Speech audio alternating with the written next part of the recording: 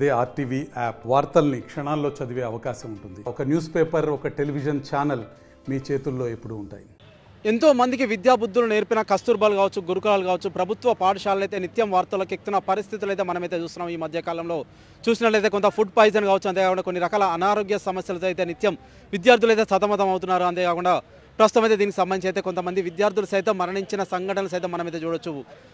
గురుకుల పాఠశాలకు సంబంధించి అయితే మెట్పల్లి గురుకుల పాఠశాలకు సంబంధించి అయితే పాము కాడుతో ఇద్దరు విద్యార్థులు అయితే మృతి చెందారనేది ఒక వార్త అయితే సంచలనంగా మారింది ప్రస్తుతం. అంతేకాకుండా ఆదిలాబాద్ సంబంధించిన ఒక బాలిక సైతం మరణించడం జరిగింది. ఈ మధ్యకాలం చూసినట్లయితే కరీంనగర్ ప్రభుత్వ పాఠశాలకు సంబంధించి ఉడకని అన్నం పెడుతున్నారంటూ సైతం విద్యార్థులు రోడ్డెక్కిన పరిస్థితులు అయితే మనమైతే చూడడం జరిగింది. అంతేకాకుండా వారైతే కలెక్టరేట్ వరకు అయితే నడుచుకుంటూ వెళ్ళి సైతం కలెక్టరేట్కి అయితే ఫిర్యాదు చేయడం సైతం జరిగింది. ఈ మధ్య చూసినట్లయితే అనేక రకాల వార్తలు అయితే మనమైతే నిత్యం చూస్తున్నాం.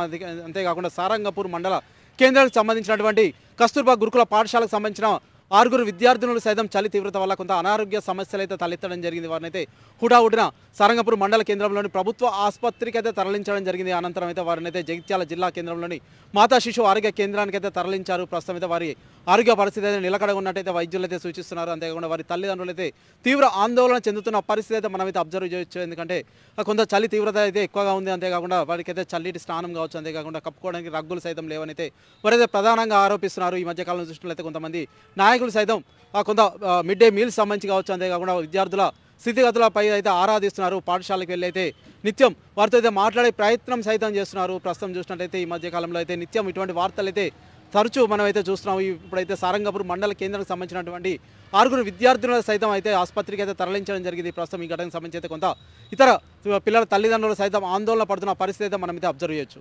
Over to studio. మరిన్ని వీడియోస్ కోసం ఛానల్ ని సబ్స్క్రైబ్ చేయండి, లేటెస్ట్ అప్డేట్స్ కోసం వాట్సాప్ ఛానల్ ని ఫాలో చేయండి అండ్ లింక్ డిస్క్రిప్షన్ లో ఉంది.